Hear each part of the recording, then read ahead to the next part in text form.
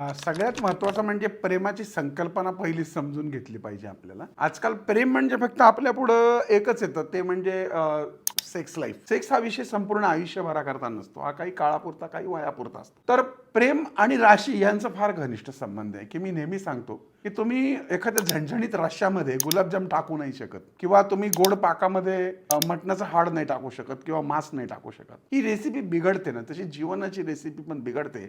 आणि त्यासाठी शास्त्रकारांनी आहे ना गुणमेलन सांगितलेलं आहे. काही रोमॅन्टिक राशी आहेत, त्याला नॉन रोमॅन्टिक पर्सनॅलिटीज कशा चालतील. प्रत्येक राशीचं एक गुणधर्म त्यांनी दिलाय, आणि त्या हिशोबाने त्या राशीला जर तशीच व्यक्ती दिली गेली ना, तर ते आयुष्य सोन्यासारखं होतं. नाही तर खूप सारे ॲडजस्टमेंट करावे लागतात.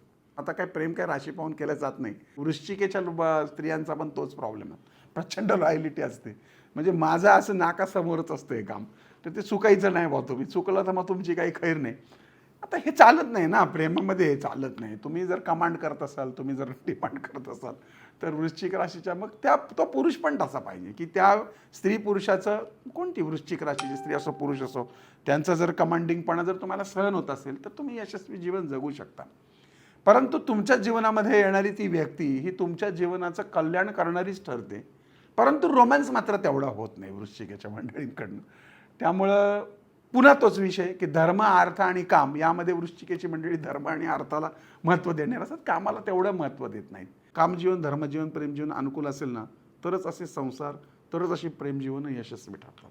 आणि यालाच शास्त्रामध्ये गुणमेलन असं म्हटलंय. गप्पा मस्ती विथ भार्गवी चिरमुले या पॉडकास्टमध्ये आपल्याला एवढ्या कमी वेळामध्ये हे सगळं सांगता येणं अवघड आहे.